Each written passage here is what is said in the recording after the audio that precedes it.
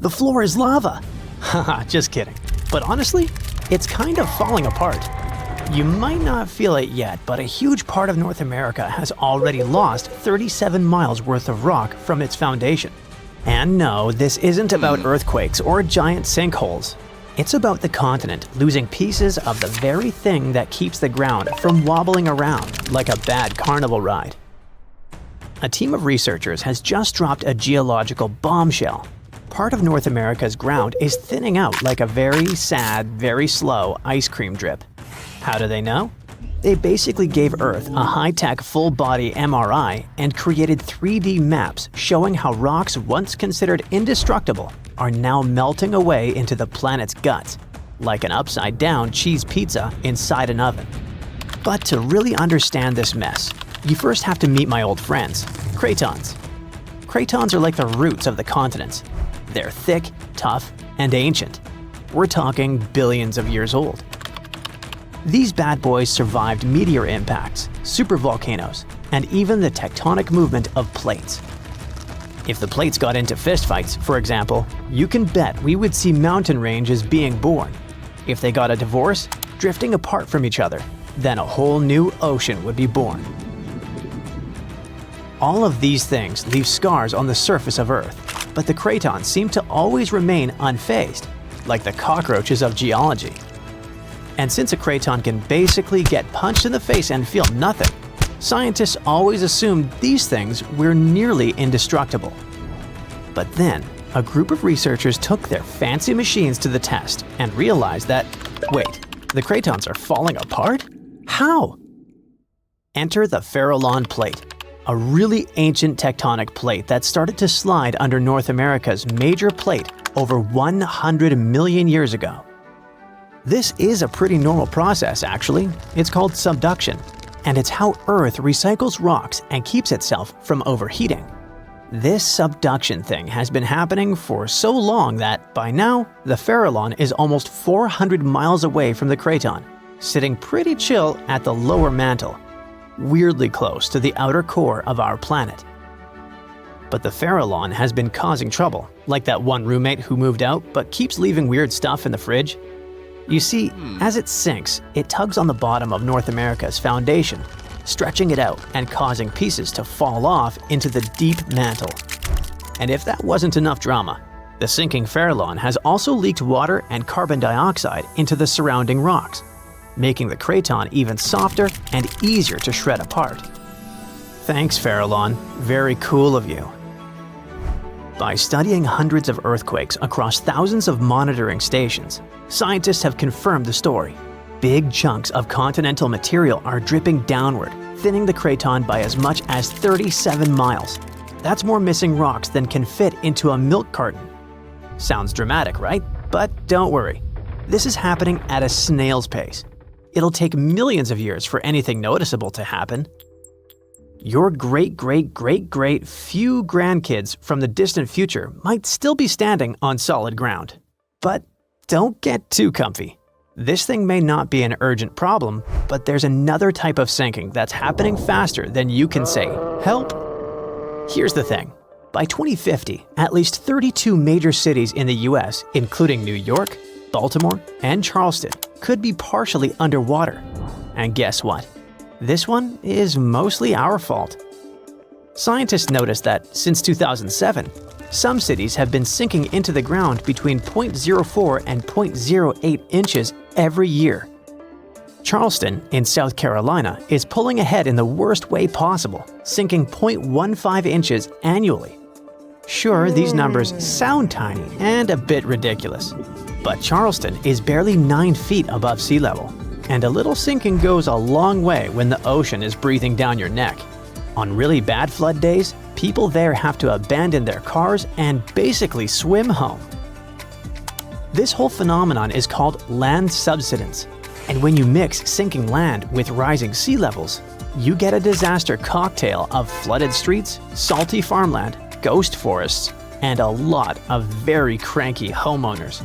And it doesn't stop with just homes. Infrastructure like bridges, roads, airports, and power plants, all things we rely on daily, are also at risk of serious damage.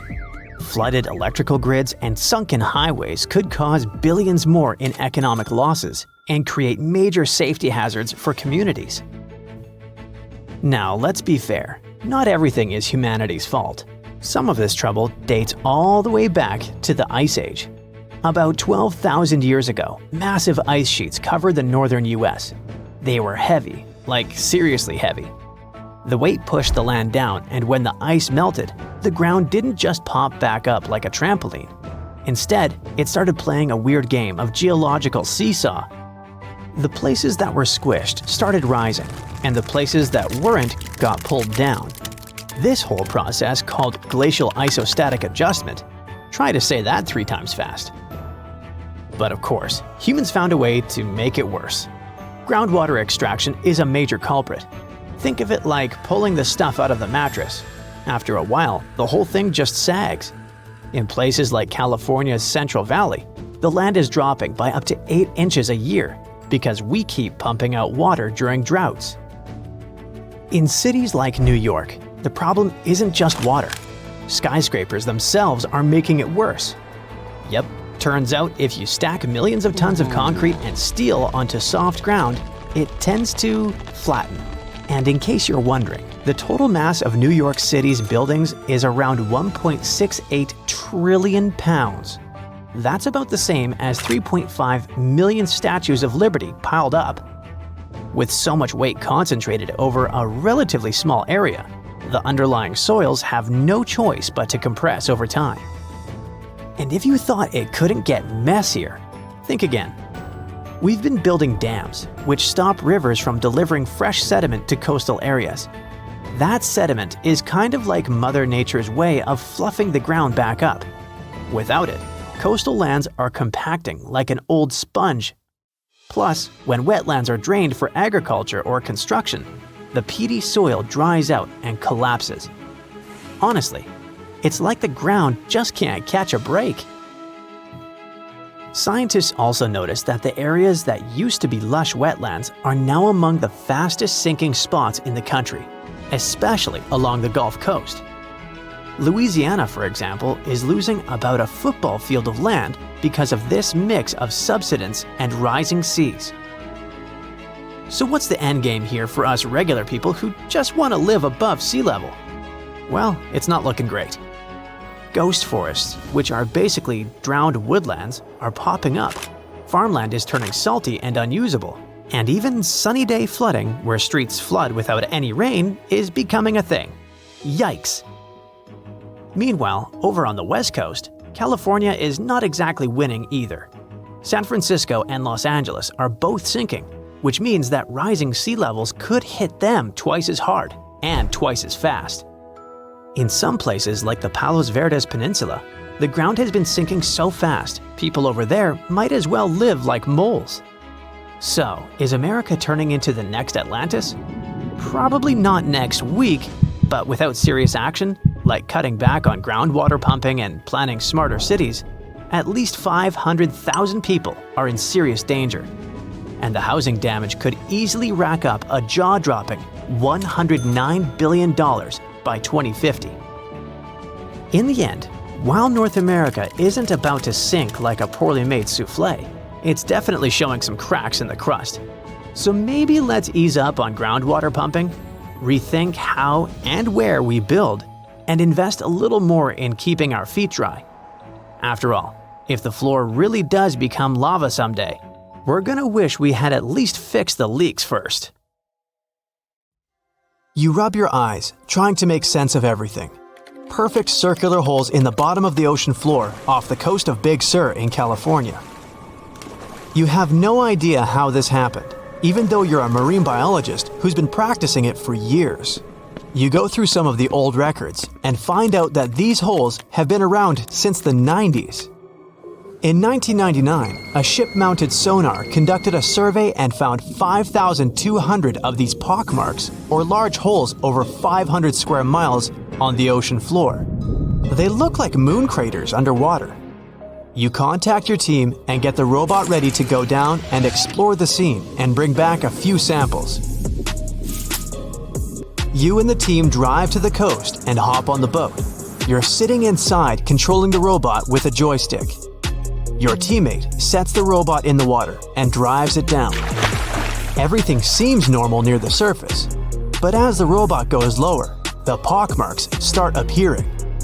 A bunch of boats swift past you, making you lose your balance and focus. The robot turns on the flashlight so you can see better. But as it goes lower, the resolution is less crisp.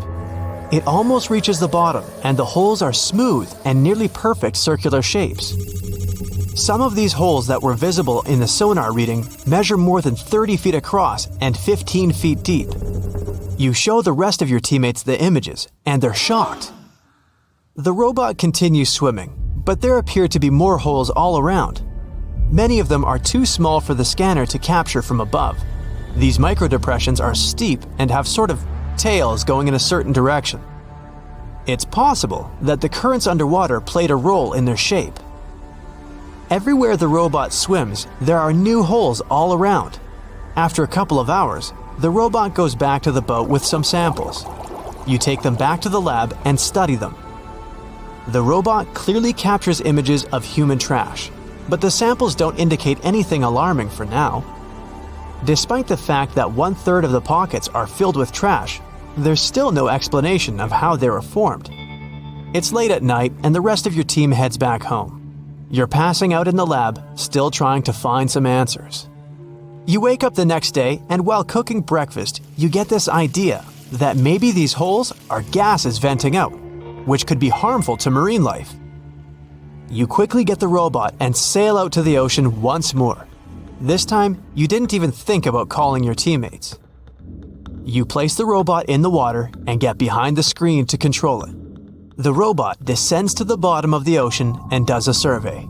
So far, the holes still seem to be covered with trash.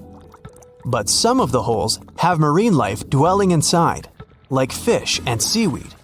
After much scanning, it doesn't look like they're producing any bubbles, which means there aren't any gases venting out, but you're determined to find them. After a while, you reach one of those large pockmarks, and the robot starts scanning around. You find some bubbles coming from a source, but the robot can't reach it. It swims around trying to find a spot, but nothing. You bring the robot back to the lab and work on it. You attach some mechanical arms on it that can lift things and move them. You bring the robot back down to the same spot, but the bubbles aren't as frequent as before. You use the arms to move some of the trash and find out that the bubbles are being produced by a group of crabs chilling next to a pile of plastic. Bingo! The bad news is, you still don't have a clue why the microdepressions and pockmarks exist. As you try to control the robot to go back to the surface, an octopus wraps its tentacles around it, pulling the robot down. You struggle with the controls and push it to maximum power, but the suctions of the octopus are too strong to break off. It's a game of tug-of-war with the octopus and your robot. It takes the robot under a pile of trash, thinking it's lunch. But you use the arms to maneuver the robot out and swim back to the surface. You go back to the lab even more confused. The robot has collected more samples for you to study. Your eye is glued to your microscope, trying to figure out what's going on, but nothing. You decide to do a carbon dating test to determine how old these holes are. After a while, you check out the results and are even more stunned than before. They show that the holes are around 400,000 years old, so it's likely that human trash wasn't the cause for all this.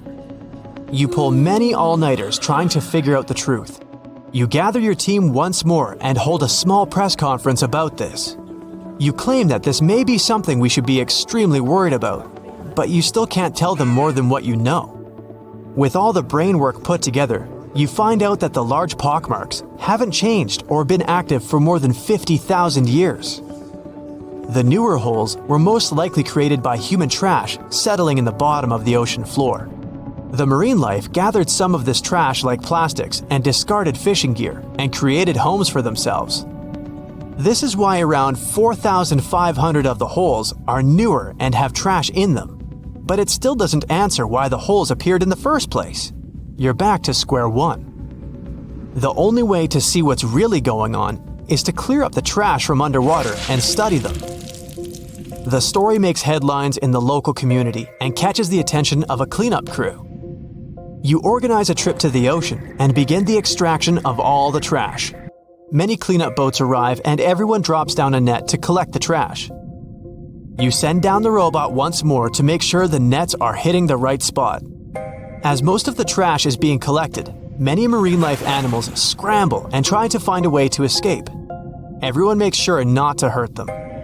After a couple of weeks, all the holes are cleared up from the trash. You do another sonar scan from the surface and can see the holes clearer than before. But you still don't have an answer for this. You do some more research trying to see if any other holes appeared around the world.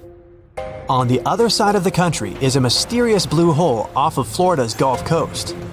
You catch the nearest flight to Florida and make an appointment with the scientist in charge of the expedition. Blue holes are underwater sinkholes that open below the seabed. Just like on the surface, the underwater world also has sinkholes. This one is called the Green Banana and is 150 feet below, and the hole is 435 feet deep. You dive with some special gear with the rest of the team to a barren ocean floor, and the hole is right there in front of you, looking like an oasis in the desert. You and the rest of the scientists are surprised by the diverse marine life dwelling within. Some sea turtles swim past you, and even sharks. These ones don't harm humans. Halfway through, you reach a narrow path, which makes it difficult for humans to pass through. But everyone is careful. There are corals, sponges, mollusks around the corner. You collect some samples and go back to the lab. Blue holes in general are richer in nutrients than barren lands and host plenty of unique marine life. They're quite common and don't pose any sort of threat to anyone. After making the connections, you don't think the holes off the coast of California have anything to do with blue holes. The mystery goes on.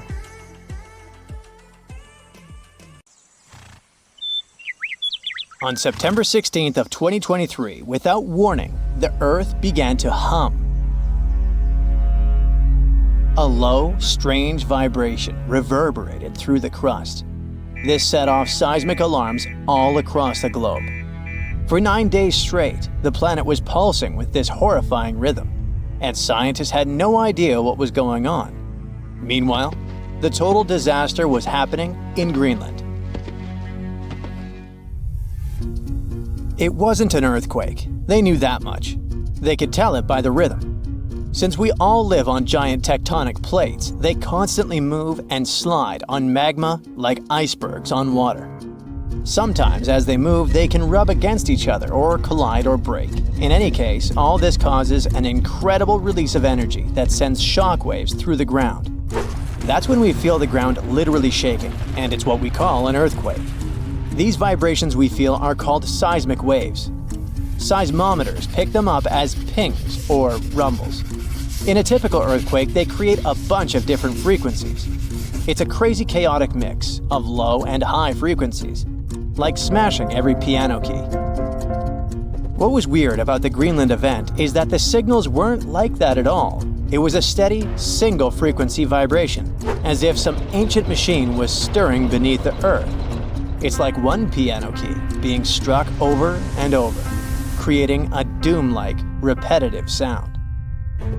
Turns out, what they were hearing wasn't the noise of tectonic plates going wild. It was a phenomenon seismologists had never seen before. The days passed, and the mysterious noise just kept going. The vibrations repeated every 90 seconds, echoing around the world. The hunt for answers was growing more desperate. Seismologists had no idea what they were dealing with. They had to gather a huge international team of 68 people from 15 countries. All these scientists were gathering seismic data, satellite images, and doing some advanced math for several days, until they finally realized who the culprit was. Water. It all happened in a remote, desolate region of East Greenland. This place is full of fjords, narrow inlets of the sea between high cliffs, kinda like deep water-filled valleys surrounded by towering rocky sides. In this area, surrounded by jagged peaks and icy waters, the air was still. the landscape seemingly frozen in time. Nothing here changed much for years. Until one day. A colossal landslide has unfolded in the Dixon Fjord. One of those steep mountainsides towering over the fjord at almost 4,000 feet high collapsed in a massive landslide. Picture a huge chunk of this mountain crumbling and crashing down into the fjord below. This sent a deluge of rock and ice crashing into the water. The impact was just apocalyptic, 882 million cubic feet of debris. That's enough ice and rock to fill 10,000 Olympic-sized swimming pools, or 10 Great Pyramids of Giza. And all this nightmare hurled into the water with such force that it kick-started a tsunami about 360 feet high, taller than the Statue of Liberty, into the air. What's crazy is that this incredibly powerful wave was trapped in the fjord by narrow cliffs, unable to escape. It's like water sloshing in a closed bathtub. For 9 days, the mega tsunami continued to churn through it. That's why we heard this endless hum. It was a rhythmic back and forth of the water slamming against the walls.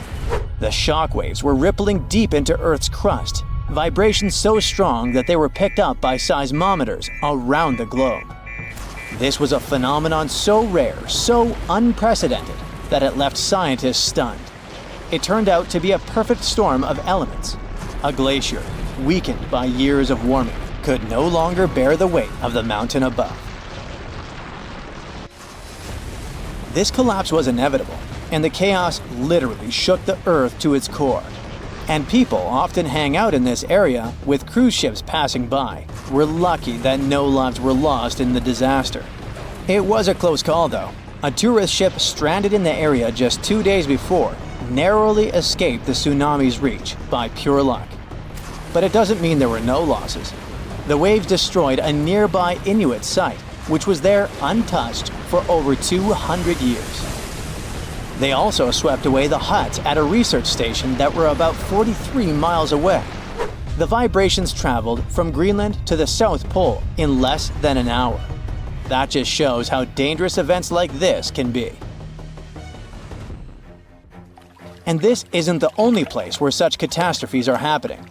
In the beautiful California community of Rancho Palos Verdes, the ground is shifting so quickly that it's tearing homes apart. The land there has always been kinda unstable. It has some unique geology. It's built on soft, clay-rich soil and sits on a geological fault line, which makes it prone to landslides.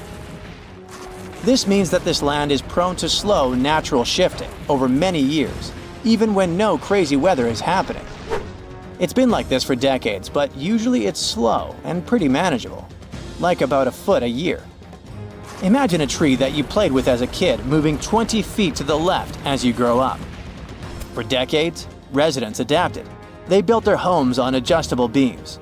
This helped the houses to move with the land, and that strategy worked well until now. Recently, things have been getting much worse in the community. Now, the land is moving by a foot in a single week. That would be like if the same tree moved almost 960 feet since you were a child. The past 2 years have also caused some heavy rains, and the weather has been getting worse. This increased water content in the soil. The land became heavier and more prone to rapid movement. Now, this once idyllic seaside escape turned into a disaster zone. Cracks have appeared in closets, gardens, and roads, growing larger with each passing day. Streets that were once smooth are now buckled and twisted, with roads turning into a crazy theme park. Houses that once stood firm are being ripped from their foundations, some of them split in half. One of the houses had its front door 8 feet off the ground. Entire neighborhoods have been plunged into chaos. Utility companies had to switch off gas and electricity indefinitely to prevent potential disasters. The hardest hit is the coastal neighborhood of Portuguese Bend, where residents are living on the edge. Literally. It always had amazing ocean views and cool sea breezes, with horses and peacocks still wandering the tree-lined streets. But now, it's like an earthquake hit.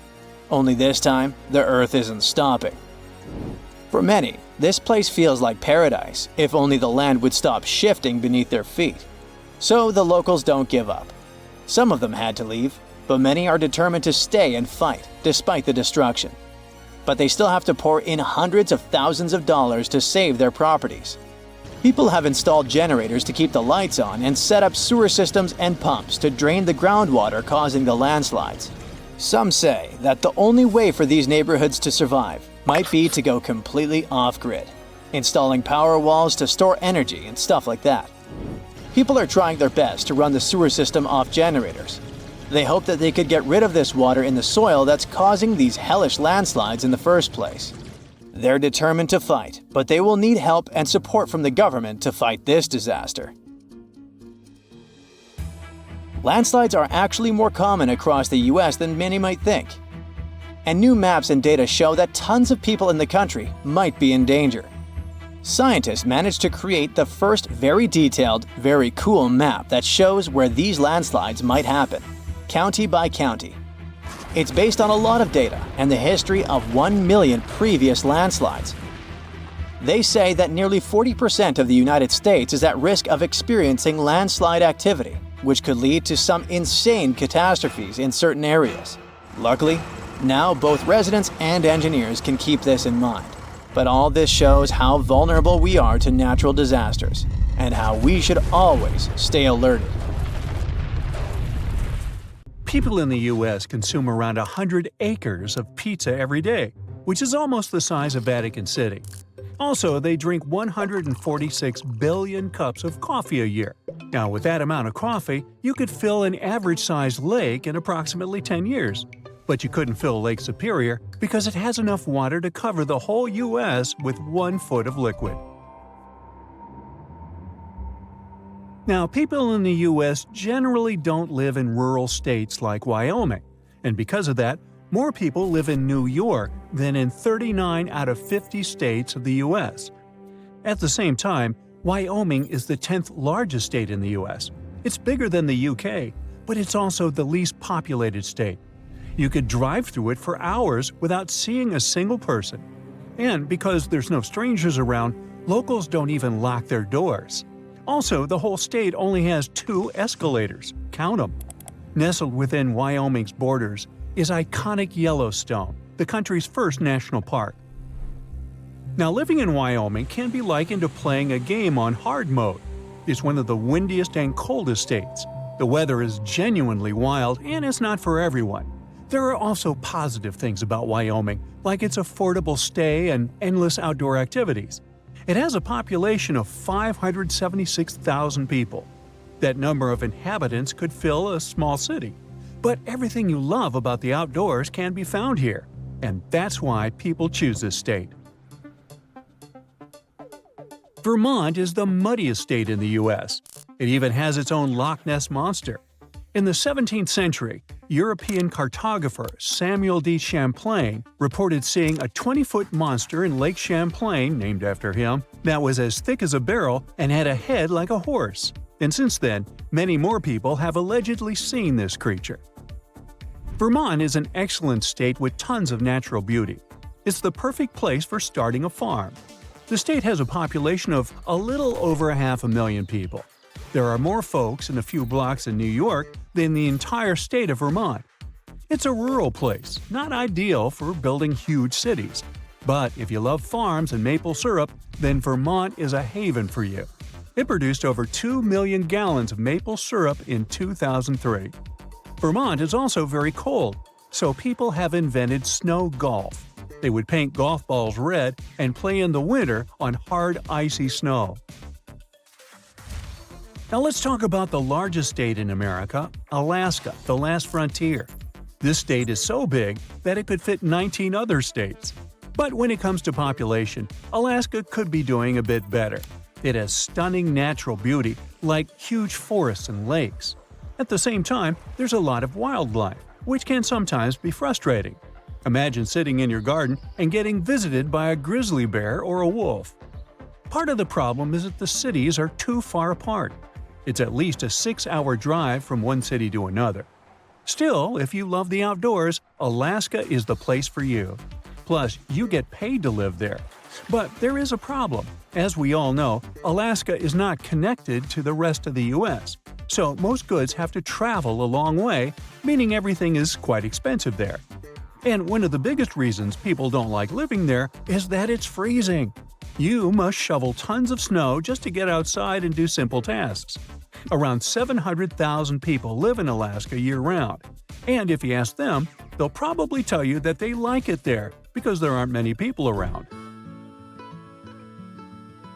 When you think of South Dakota, the first thing that comes to mind is Mount Rushmore, and that is basically it.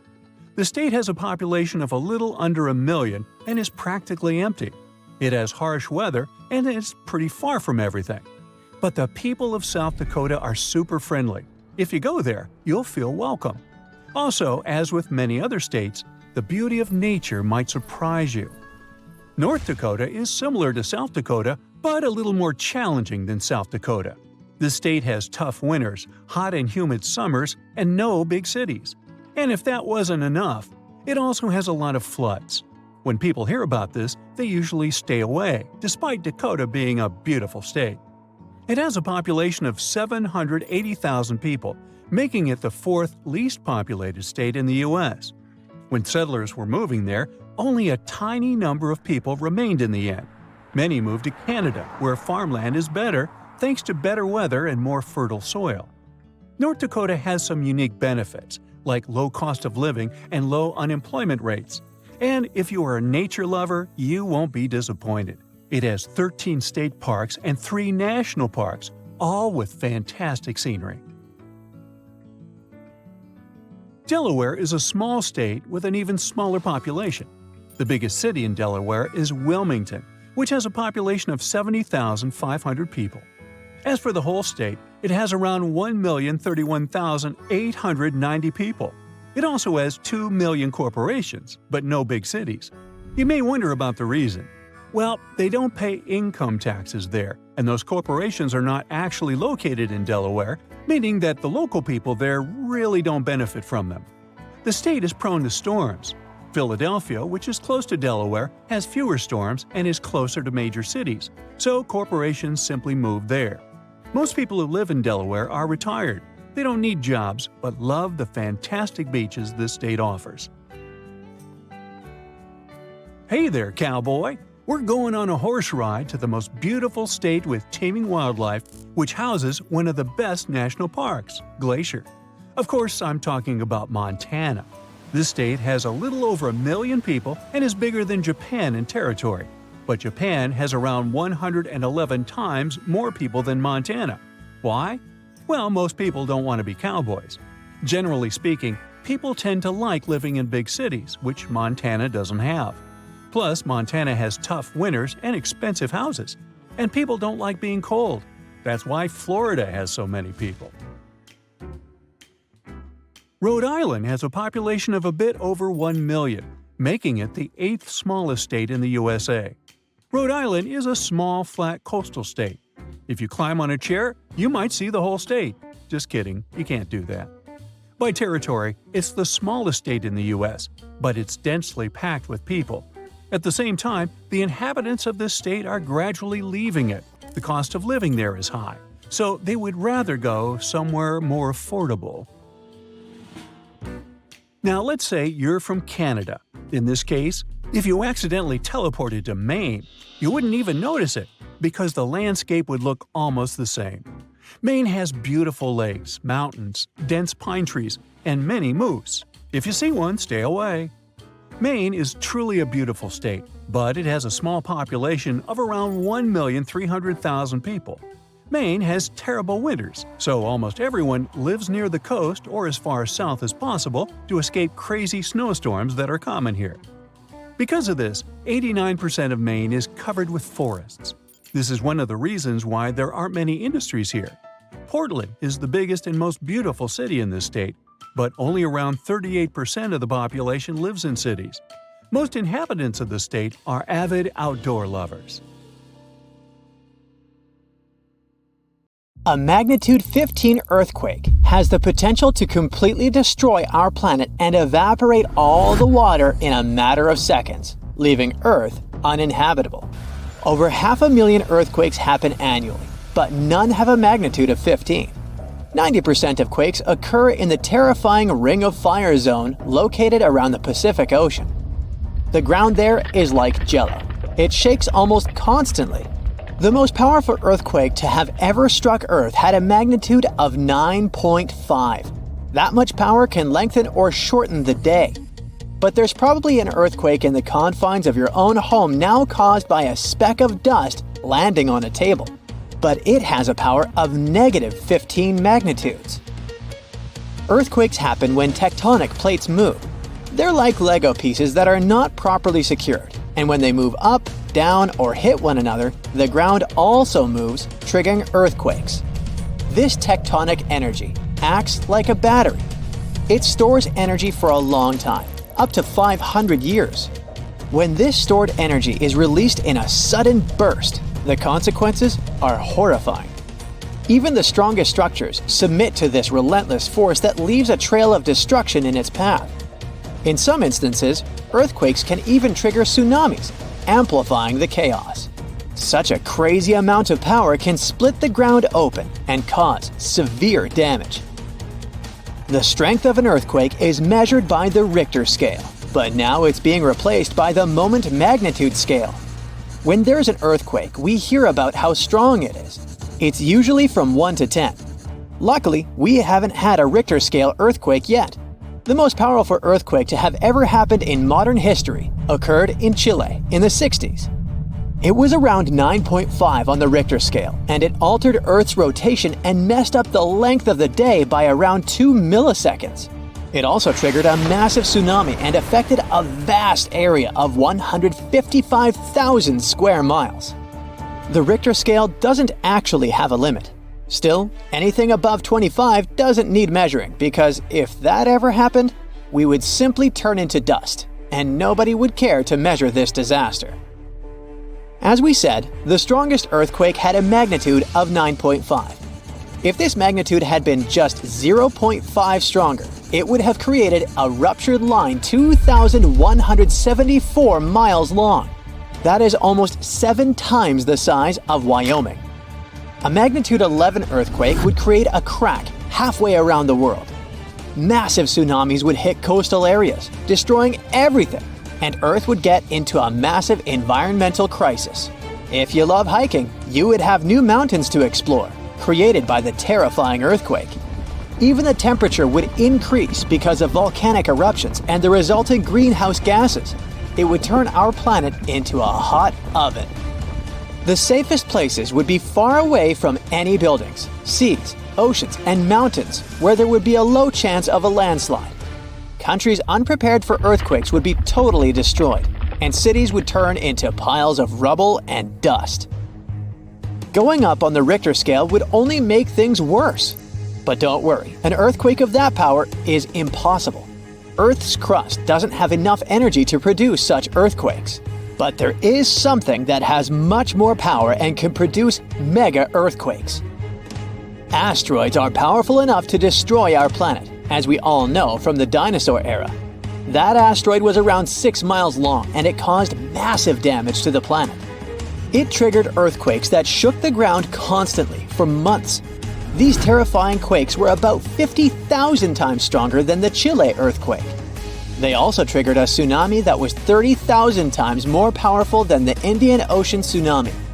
And the latter was one of the most devastating tsunamis to have ever struck Earth. The earthquakes caused by the asteroid had a magnitude of 11, making it the most powerful and scariest natural disaster ever. And let's hope it stays that way. The Indian Ocean tsunami affected only certain areas of the world. Meanwhile, the asteroid tsunami affected every part of the world and had 33-foot-tall waves. Even if you had traveled to the most remote place on Earth, you wouldn't have been able to hide from this Grim Reaper. A 15-magnitude earthquake wouldn't be 15% stronger than the Chile earthquake. The scale doesn't work like that. It would be around 100 million times more powerful than a 9.5 magnitude quake. It could make all the water on Earth evaporate, leaving us devastated and without any H2O to survive. All ecosystems would collapse. All food chains would be broken. and only some super strong bacteria would probably survive the impossible. That is only a fraction of the frightening things that could happen. The ocean is like the AC for our planet. Without it, Earth would be super hot. The ocean also serves as a shield from the sun's powerful rays. It acts as a heat absorber and cools Earth. Scientists think that the most dangerous thing would be the inability of Earth's crust to survive the violent shakes of the 15-magnitude earthquake. If our planet miraculously survived and didn't turn into dust, there would be massive openings in its crust. The ground would become gelatinous. It would randomly move up, down, left, and right, and no building would survive that. Our civilization would be brought back to the Stonehenge era. Tectonic movements like this are devastating. A similar thing happened in Japan when tectonic plates moved 165 feet from each other and then snapped back together, creating a 9-magnitude earthquake. No place on Earth is immune to this bone-chilling natural phenomenon. Still, certain places have higher chances of being destroyed than others, like the Ring of Fire, where 90% of earthquakes happen. This is a place where earthquakes are almost everyday occurrences. The Ring of Fire is located in the Pacific Ocean. It forms a ring around the continents that surround the Pacific. There, several tectonic plates meet, creating highly unstable ground. To make the problem much more terrifying, 75% of active volcanoes are located in this area. 90% of dormant volcanoes are also there, making this place extremely dangerous. Scientists carefully study this region to find a way to predict when the next earthquake might strike. The Ring of Fire is not the only place at risk of earthquakes. In California, along the San Andreas fault line, 2 tectonic plates have been storing power for more than 200 years. The San Andreas Fault is 715 miles long and has the potential for a massive earthquake. This region has its fear of violent earthquakes like the one that happened in San Francisco in 1906. It had a magnitude of 7.8 on the Richter scale. Scientists' predictions are terrifying. They say that the chance of a 6.7 magnitude earthquake is very high in the area. If all hell starts to break loose, you should know how to survive. Avoid anything that might fall on you, like windows, closets, or unstable ceilings.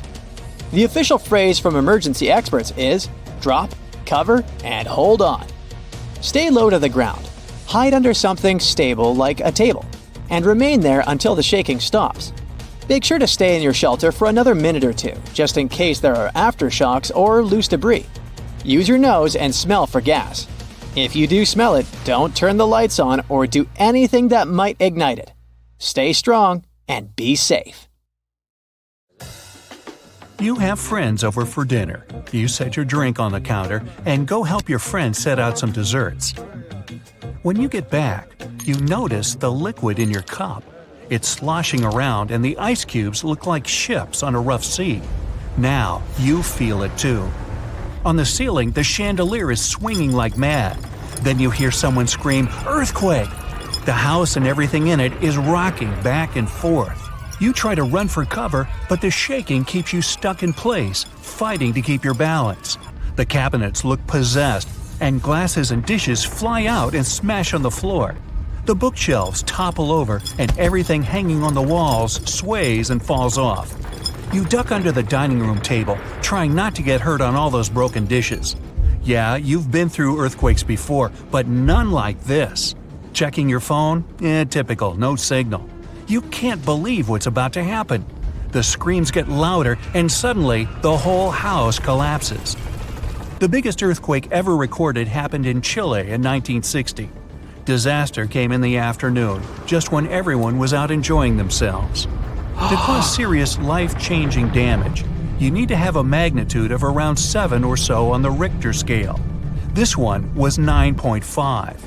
This part of Chile is smack dab on the so-called Ring of Fire, the most active volcanic and seismic area in the world along the Pacific Rim. The initial shaking lasted around 10 minutes, and after 2 days, many aftershocks were still strong enough to set off a volcano in the south of the country. But that's not where it ended. The earthquake unleashed a series of tidal waves all over the Pacific Ocean, with some reaching over 80 feet high. The waves and earthquake were so strong that they even affected Hawaii, Japan, and the Philippines. It caused around $500 million $1960 worth of damage. Many were left homeless. Much of their infrastructure was smashed too. Buildings as far as the eye could see were toppled, and debris piled everywhere. Scientists estimate that this earthquake was so powerful, it shifted the Earth's axis, making our days 1.26 microseconds shorter. That might not seem like a lot, but think about it. Just one natural disaster was strong enough to make time move. Many of the coastal cities were flattened and floods were widespread. The economy spiraled downward. According to studies, if this earthquake happened today, it caused more than $20 billion in damages. So, what would happen if an earthquake twice that size hit without warning? For starters, you'd likely feel the effects even further away. Tidal waves wouldn't just hit the coasts of Japan and the Philippines. They would move even further to China, Korea, Vietnam, and even Australia. And those waves would be significantly higher than 80 feet, perhaps double that. That's like 8 giraffes piled on top of each other, surfing your way. If you lived by the coast, you'd notice the waves. If you saw the water recede way back so you could practically see where all the fish call home, you'd know it was time to run. Chances are that a tsunami's heading your way. Say it really happens. You're caught under the wreckage, not knowing what's going on. You manage to free yourself and escape to the fresh air. And you're not alone, because all the houses in the neighborhood have turned into piles of bricks and rubble. The bridges have also collapsed, leaving people stranded on either side. You look around, dust yourself off, and rush to find help. Fire trucks and ambulances drive between the broken-down cars and rubble. You try to make it to your car, but the aftershocks are still hitting, and you're getting tossed to the sidewalk. With all the cell towers down, you can't call anyone on your phone.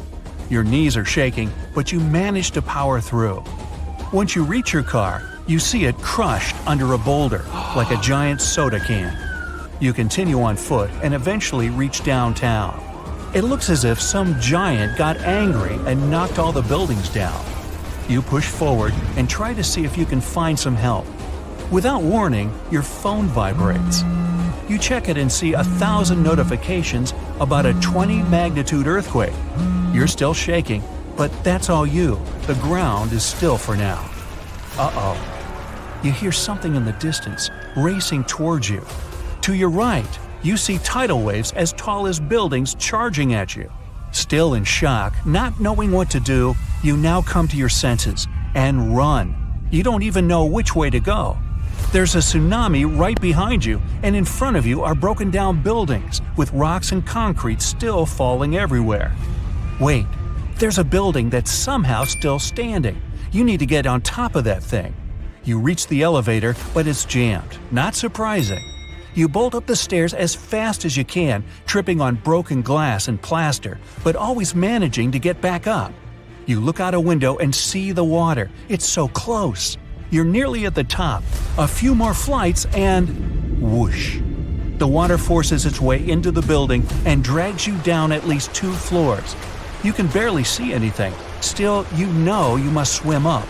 But the water keeps forcing you downwards. After about 30 seconds, you manage to swim your way out and continue climbing to the top.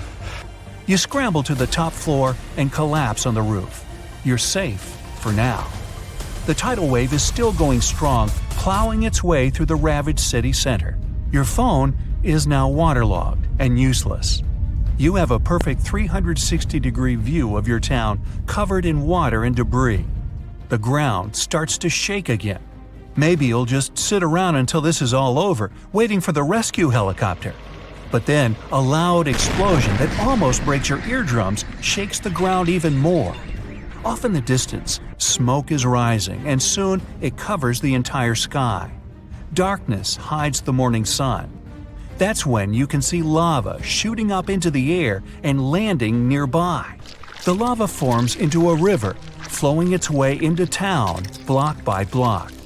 With this much seismic movement and the high intensity of the earthquake, the world's tectonic plates have shifted so that magma is pushing its way to the surface.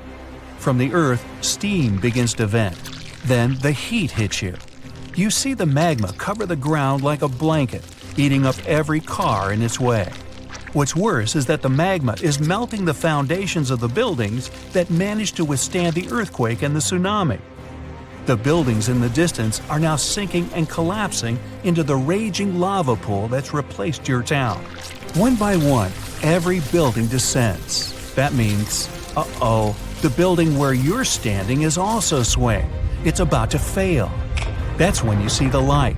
You look up and see a helicopter above in the distance. You wave your arms, run around, jump, anything to get noticed. And it works.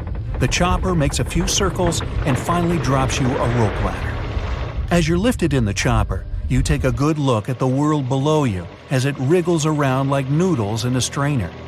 You land a few miles out and are immediately treated by a doctor in an emergency triage center.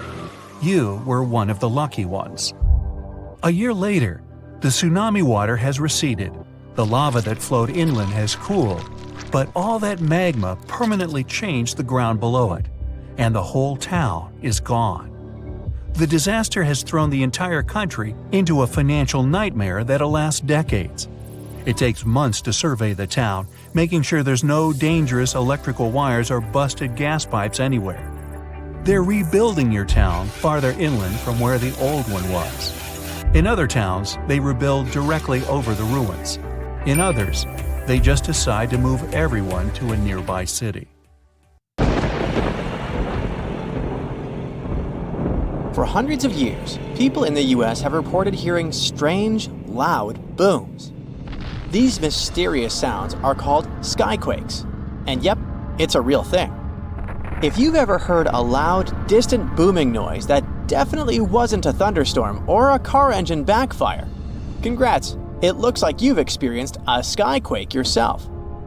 People report them all around the globe, from the US to India and Japan. They go under different names, and we still don't know why exactly they happen. Sometimes these booms come together with earthquakes. People heard them during the New Madrid earthquakes in the early 19th century and up until January 2020. Those who've experienced them describe skyquakes as a rushing or rolling noise. Famous American writer James Fenimore Cooper described it more poetically as the lake speaking to the surrounding hills, which send back the echoes of its voice in accurate reply. Sometimes these mysterious booms happen in cold weather instead of during earthquakes. One of the skyquake hotspots is near Lake Seneca in New York. They call them the Seneca Guns. The booms can be so loud that they shake windows and doors.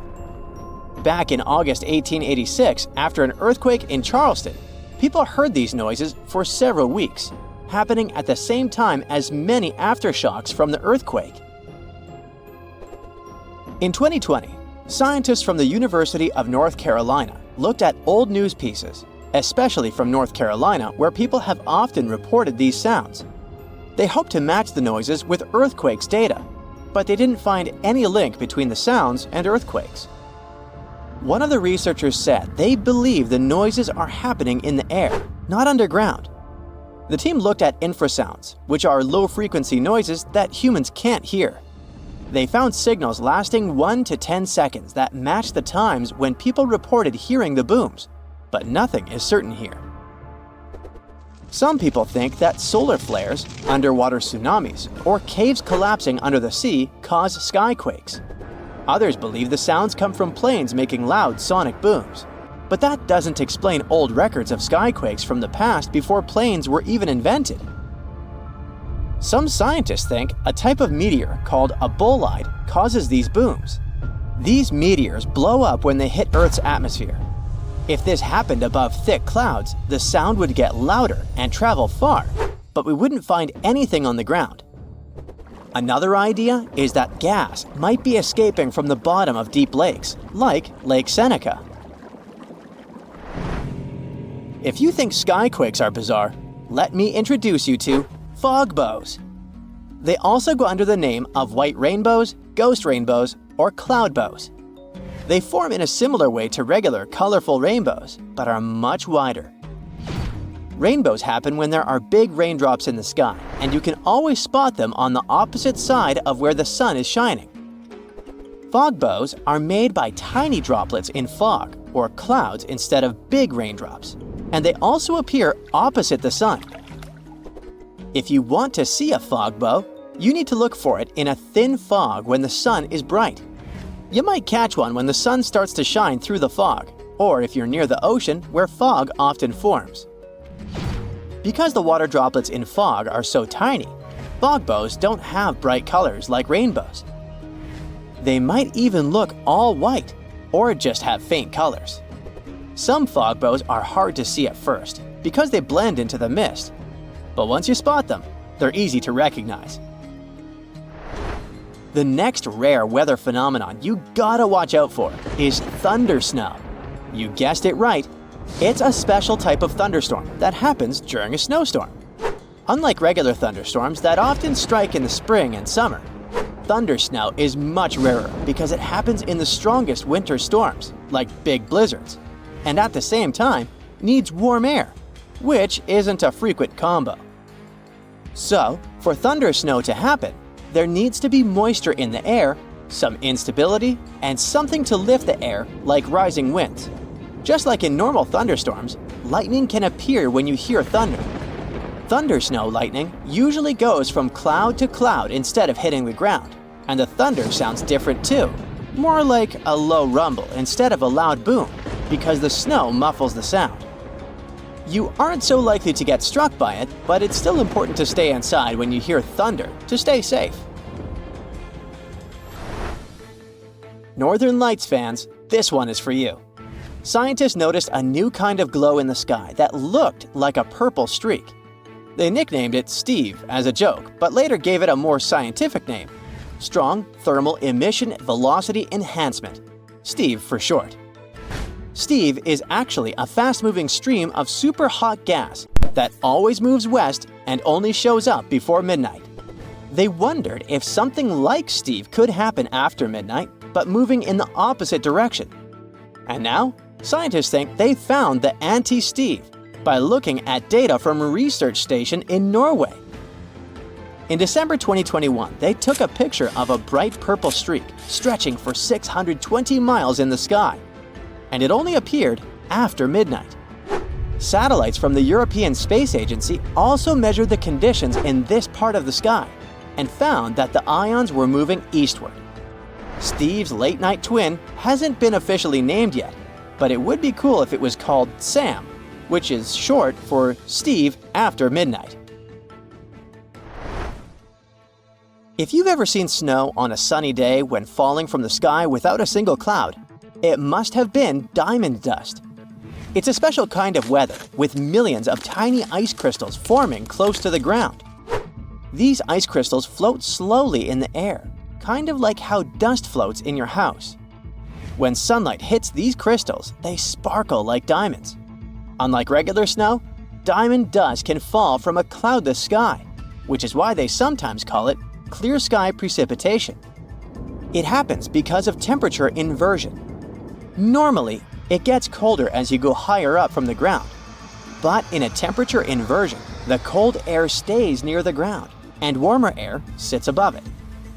The warm air has more water vapor, and when it mixes with cold air near the ground, it turns directly into ice crystals, and diamond dust is born. For this to happen, the air near the ground has to be really, really cold, way below freezing temperature. Diamond dust can fall for days, but it's so light that it usually doesn't pile up on the ground like regular snow. A fall streak hole, also known as a hole punch cloud, is next on our list. This big circular or oval-shaped gap sometimes appears in certain clouds. These types of clouds float high up in the sky and are often made of tiny water droplets that are colder than freezing, but they haven't frozen yet. These special water droplets are called supercooled, and they need a reason to freeze. Ice crystals give them that reason. When a plane flies through the cloud, it can bring those ice crystals into the cloud. Once the ice crystals are there, the supercooled water droplets freeze quickly, get bigger, and start to fall from the ground. This creates a hole in the cloud, and as more nearby droplets freeze, the hole gets bigger and spreads outward. Any tornado is scary, but a fire tornado takes the horror to a new level. These bad boys are spinning towers of flame and ash that form when there's extreme heat, strong winds, and uneven ground. The intense heat from the fire causes hot air to rise quickly. Cooler air from the sides rushes in to replace it and creates strong winds. When winds from different directions meet, it makes the fire spin like a tornado. It gets stronger and can even create its own weather. It pulls in flames, ash, dirt, and anything in its path. The winds can reach speeds of over 140 miles per hour, and these fire tornadoes can last for more than 20 minutes. An earthquake in Indonesia began in 1829 and lasted a mighty 32 years. It reached its climax in 1861 and hit a magnitude of around 8.5. It was caused by the tectonic plates below the island slowly clashing against each other. Researchers discovered that the quake had been building for some time after analyzing the coral in the area. They found it was being periodically exposed to the open air. That was caused by the gradual earthquake moving the land up and down. Scientists call these decades-long silent earthquakes slow slip events. A single lightning bolt can warm the air to around 54,000 degrees Fahrenheit. The heat makes the air expand quickly, creating a shock wave or boom, which we know to be thunder. There are close to 3 trillion trees on Earth. That translates to roughly around 422 trees for every person. Before humans, the number was nearer to 6 trillion. Almost 70% of the Earth's surface is covered by water, which on average is around 2.5 miles deep. 97% of Earth's volcanoes lie underwater, as well as the mid-ocean ridge, a massive mountain range that is over 40,000 miles long. Humans have mined around 190,000 tons of gold from the planet. Experts predict there is around 20% still left to be mined, but this figure is constantly changing. The world's largest active volcano is in Hawaii. Called Mauna Loa, it's over 2.5 miles above sea level. Given that most of it is underwater, the volcano's summit is a staggering 11 miles from its base. That's the same length as over 160 football fields. The highest ever recorded temperature on Earth was a sweltering 136 degrees Fahrenheit. It was recorded in El Azizia, or modern-day Libya, on September 13, 1922. The lowest temperature was a chilling minus 129 degrees Fahrenheit, recorded at Russia's Vostok station in 1983. Earth is the 5th largest planet in the solar system, behind Jupiter, Saturn, Uranus, and Neptune. It has a circumference of roughly 25,000 miles, and it would take the average person around 8,300 hours to walk around the face of the Earth. The separation between Earth's land masses would make such a trek almost impossible, though. It takes 365.25 days for the Earth to orbit the Sun. Because our calendar years only have 365 days, we add an extra leap day every 4 years to make up for the difference. Russia is the largest country on the planet, with a total area of about 6.5 million square miles. It encompasses more than 1/8 of the Earth's inhabited land area, but still has a relatively small population given its size. Earth is the only planet with one moon. Mercury and Venus have no moons, while every other planet has 2 or more. Earth is over 4 billion years old. Scientists calculate this by looking at the planet's oldest rocks, as well as meteorites that have crash-landed. They used meteorites as they were formed at the same time as Earth, when the solar system was forming. The ground we walk on is basically recycled. The planet's rock cycle turns igneous rocks to sedimentary ones, then transforms those into metamorphic rocks, and back again. Like Earth, our moon also experiences earthquakes. They're less common and intense than the ones we have, and are caused by tidal stresses. A tidal stress is basically the relationship between the gravitational pull of the moon on the Earth and that of the Earth on the moon. Despite being the 5th largest continent, Antarctica holds 70% of the planet's fresh water and about 90% of its ice. Bangkok is the most visited city in the world, boasting 23 million visitors in 2019 alone. Paris, London, Dubai, and Singapore make up the other cities in the top 5.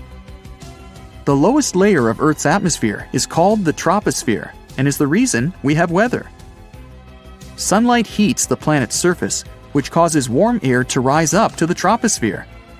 This air then expands and cools as the air pressure decreases and sinks down, where it is then warmed by the Earth again. Coral reefs are the largest living structures on the planet, with some even being visible from space. Coral reefs hold the most species per area of any of Earth's ecosystems, even more than rainforests. Earth got its name around 1,000 years ago, and it comes from the German word meaning the ground, but there's no evidence to show who actually named it.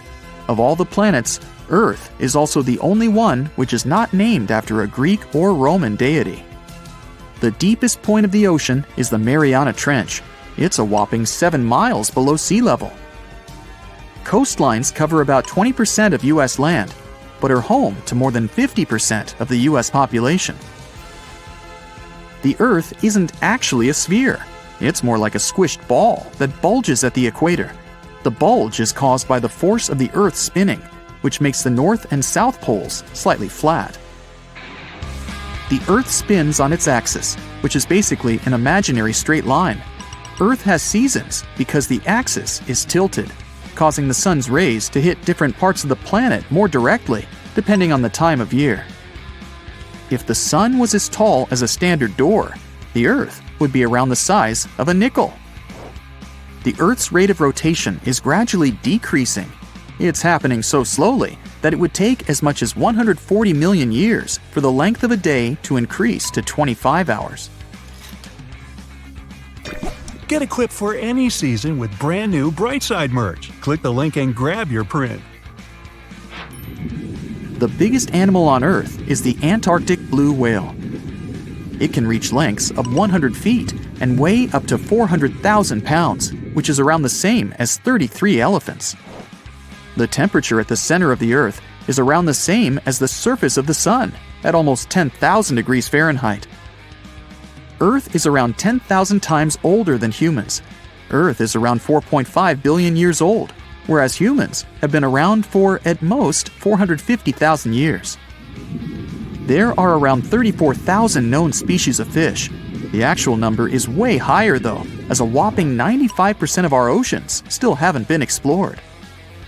America's Route 66 is longer than the journey to the Earth's core. The distance to the core is roughly 2,000 miles. Route 66 is almost 2,500 miles. The Earth is made up of 3 main components: the crust, the mantle, and the core, which is divided into the outer core and the inner core. Scientists have estimated that there are around 8.7 million species on the planet.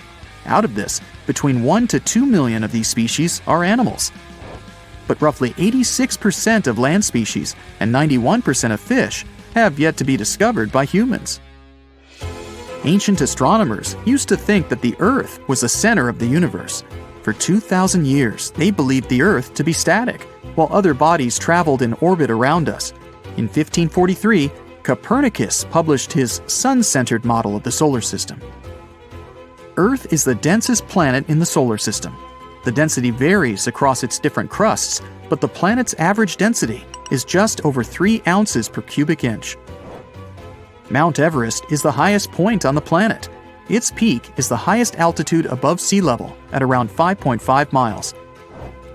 Each year, 1 septillion crystals of snow fall on Earth. That's a trillion snowflakes. Snow covers about 31% of Earth's land area each year. Of Earth's water, only around 3% is fresh water. The other 97% is salted. Of that 3%, about 2% is frozen in ice and glaciers. So, Less than 1% of the planet's fresh water is actually in lakes, rivers, and underground. The world's largest inland body of water, or lake to us normal people, is the Caspian Sea. It has an area of 140,000 miles squared. The world's deepest lake is Lake Baikal in Russia and is 5,300 feet deep. Earth's atmosphere is roughly 78% nitrogen and 21% oxygen, with small amounts of water vapor, carbon dioxide, and other gases. No other planet is believed to have this much oxygen, which explains why Earth is the only planet where life has been discovered so far. Apart from the Moon, there are 2 asteroids in co-orbital orbits with Earth, sometimes called Earth's second moon. 3753 Cruithne is an asteroid that looks like it's following the Earth in orbit, but it's actually following its own path around the Sun. 2002 AA29 is another asteroid which makes a horseshoe orbit around the Earth that draws it close to the planet every 95 years. You come to sunny California and go for a hike in the San Lucia Mountains. There, you have a strange, unpleasant feeling, as if someone's watching you. You look around but don't see a single soul. That's when you glance at the tops of distant mountains in front of you and your heart skips a beat.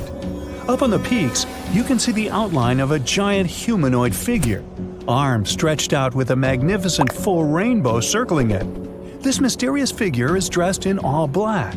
You can't make out any facial expressions or detail, but you can see it moving. Then it vanishes right before your eyes. Congrats! You've just witnessed the Dark Watchers, a phenomenon that's been terrifying hikers in the California mountains for over 300 years. Even now, scientists can't give an exact explanation for this mysterious appearance. What we do know is it's completely natural. Probably. One theory claims that there are no silhouettes at all. The human brain just thinks up images created by shadows the clouds cast on the mountains. Over the centuries, people share stories about this legend, and their minds begin to show it, building recognizable objects. The same can happen to you, like when you see the contours of a human face on a burnt piece of toast or the shape of a dog in a passing cloud. The most accepted scientific explanation is what's called a Bakken specter. It's when sunlight gets bent by drops of fog or clouds. That explains the rainbow surrounding these figures. As for the shadow, it's only your own being stretched and projected on the mountains before you. After all, these figures usually show up when the sun is behind the witness. Natural or not, the vanishing mysterious figures scared the wits out of you. So we head to Antarctica. Snow, ice, and more blinding sun.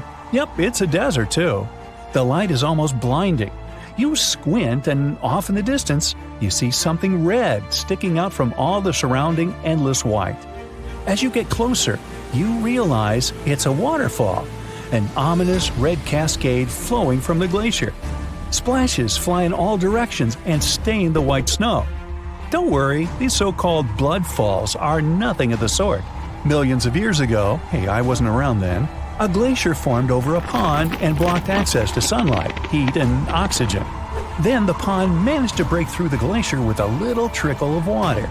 When such salty waters with high levels of iron meets oxygen, it creates that scarlet rust color. This is the only waterfall of its kind in the world. As soon as you come to the Namib Desert, you immediately notice something very strange. Sprinkled among the dry grasslands are almost perfect circles of dirt where nothing grows. These massive polka dots are called fairy circles, and, you guessed it, nobody really knows what causes them. The likely culprit is termites eating the grass around their underground colony. That could also explain the circles' differing sizes. The bugs continue to eat as the colony expands outwards, but they stop before they encroach on a neighboring colony. Well, that's neighborly. The patches where you do see grass show a sort of boundary separating different termite populations. So goes the theory. Heading down to Australia's Lake Hillier. Your eyes don't deceive you. Yes, that lake is bubblegum pink and is perfectly safe to swim in. The giant pink puddle is a salt lake, and it's not the only one of its kind in the world. Salt lakes are pink because of a kind of algae and other microorganisms living in them. They produce a red pigment to protect themselves from the sun. What's unique about Lake Hillier, though, is the water is still pink even if you scoop it up into a glass, and it remains bright pink all year round. The same can't be said about other pink lakes. Southeast Asia. You see a tree that looks as if someone poured paint all over it. But the rainbow eucalyptus was painted by nature. Its unusual bark changes colors over time, like a kaleidoscope. It starts off as a bright green shade, then red, orange, purple, and finally brown. Then the colorful cycle starts again. Blood rain looks more terrifying than any horror movie. But in reality, there's nothing strange or unnatural about this weather phenomenon. People have known about such scarlet-tinted rains since the times of ancient Rome. Sometimes, powerful winds lift red dust into the atmosphere and carry it far, far away, to another galaxy. In the end, this dust gets mixed with clouds, which colors the rain. By the way, dust from coal mines can make the rain black. Pollen is responsible for yellow rains, and some other kinds of dust can turn rainwater white. Back in 2009, people in Ishikawa, Japan saw a kind of rain no one's ever seen before. It was raining tadpoles. The first reason was that the wind that day was so strong, it lifted and carried all those tadpoles away in no time. The second possible reason was that big birds such as gulls just dropped them while they were flying to their nests. Some scientists believe these creatures were hauled off the ground by a waterspout and rained down later. By the way, that day people found not only tadpoles, but also frogs and fish instead of puddles. And yep, it can be raining worms too. Some people claim they've seen snake rains. Yikes! And instead of common raindrops, people have watched translucent jelly-like blobs falling down from the skies. Now, Australian spiders are notorious, and to frighten people, they've even learned how to rain. Spider rains are a pretty common thing in Australia because of ballooning. They climb up trees, then spin strands of silk, and that's why the wind can carry them away. Usually people don't notice it, but when it's wet, hundreds of spiders climb up to more desirable places. People say that when it rains or snows, it's possible to see spiders literally drift down on those webs as if they were balloons. If you ever travel to the Mekong River, you'll probably have a chance to see glowing balls rising up from the water and beelining straight into the air. The locals call these the Naga fireballs. Sizes may vary, so these reddish balls can be as tiny as a cherry and as large as a watermelon. During the night, you can see dozens and sometimes even thousands of fireballs. Scientists don't have any solid explanation why it happens, but it's probably flammable gas released by the marshy environment. Still, a local superstition claims it's all because of a giant serpent living in the Mekong. Now, shelf clouds look like something from a sci-fi movie. They form when warm and moist air gets caught in a thunderstorm updraft. These ominous clouds most often mean a storm is coming. Breathtaking rainbow clouds appear on top of cotton-like puffy clouds after thunderstorms. The puffy clouds are low-altitude ones. When the water vapor they contain condenses, the resulting droplets act like prisms. This forms multicolored caps over the clouds. Morning glory clouds are extremely rare. They look like massive tubes stretching across the sky. Most researchers agree that these clouds appear when an updraft squeezes through the cloud. This creates the signature rolling appearance. The cool air at the back of the cloud makes it sink downward. The best, but not the only place to see morning glory is Australia's Gulf of Carpentaria. If you decide to travel there to see these clouds, choose a period from late September or October to early November. Huge white lumps over your head are called mammatus clouds. They make you believe the sky is falling. Most clouds form when air rises in the atmosphere, but not mammatus ones.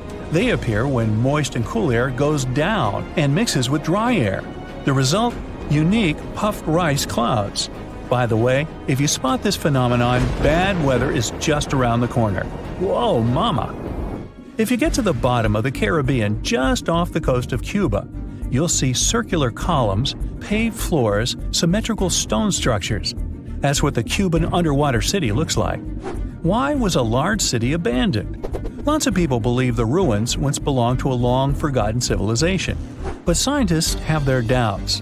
They claim the lost city is nothing but a natural phenomenon that appeared about 5 million years ago. Such disk and donut structures often occur around the areas of the seafloor where natural gases break free. Those who have ever heard an annoying sound a kettle makes when the water is boiling can imagine what the whistle sounds like. Even though this noise isn't as blood-curdling as some other unexplained sounds, it doesn't make the whistle any less mysterious. It's incredibly elusive. In 1997, only one underwater microphone was able to pick it up. At that time, researchers didn't manage to pinpoint the source of the noise. The most likely cause of the unusual sound is the eruption of one of the submarine volcanoes. But once again, there's not enough proof to make sure. So this huge volcano, everyone thought to be extinct, woke up and spat out a black ash cloud 50 miles high. That's about 9 times as tall as Mount Everest. Located in what is now Indonesia, the powerful Krakatoa had caused huge tsunamis that rocked over ships as far away as South Africa. It also changed the temperatures around the world for several years. The volcanic island of Krakatoa in the Sunda Strait was likely born thanks to another major eruption several centuries ago. It hadn't erupted for at least 200 years before 1883. So the first tremors and blasts in May of that year came as a total shock to people living nearby. Then ships sailing through the busy water passage started reporting clouds of ash above the volcano. It went quiet again for a while, but they could still see ash above it. The eruption culminated at the end of August. It was so powerful that it shattered the island into fragments. Witnesses heard the sound produced by it in Australia, around 3,000 miles away. They described the noise as the roar of heavy cannons. Some say it was the loudest sound ever heard. During the next 5 days, the pressure wave from the eruption traveled around the globe 3.5 times and was seen on barographs on different continents. Hot avalanches of ash spread down the volcano as far as 25 miles away at crazy speeds. They ruined the surrounding islands and took 36,000 lives. Tens of thousands more drowned in tsunamis that happened after the volcano had collapsed into the caldera. Over 100 coastal villages on Java and Sumatra were completely wiped out. All this made the waking up of Krakatoa one of the most devastating in the entire recorded history. The Earth's crust is like a giant puzzle, made up of massive pieces known as tectonic plates. These plates are constantly sliding against each other over the mantle, which is the molten layer beneath. Indonesia is right in the middle of the so-called subduction zone. Here, the Indo-Australian plate collides with part of the Asian plate as it moves northward. As the oceanic plate dives down, it gets heated up, and you've got the perfect recipe for a volcanic hotspot. Krakatoa had 3 peaks, each serving as an exit door for a massive magma chamber beneath it. During a previous eruption, debris blocked one of these exits, and the pressure built up beneath. When Krakatoa finally blew its top, the blast split the magma chamber wide open. The eruption led to a so-called volcanic winter. Krakatoa had sent 6 cubic miles of rock, ash, and debris into the atmosphere. They created a thick veil that surrounded the Earth. The particles scattered sunlight, and the troposphere below cooled down. The effect stayed strong for several years. The northern hemisphere experienced colder than average temperatures, and in some regions, summer temperatures didn't rise to typical levels. Southern California received a record amount of rainfall in the months following the eruption. The sky became darker in different parts of the world for years afterwards. The sunsets, for many months, turned into a spectacular show of red and orange. One astronomer supposed it was the source of the inspiration for The Scream by Edvard Munch. The painting shows exactly what the sky over Norway looked like after the eruption. It also produced a rare type of halo called Bishop's Ring and a volcanic purple light at night.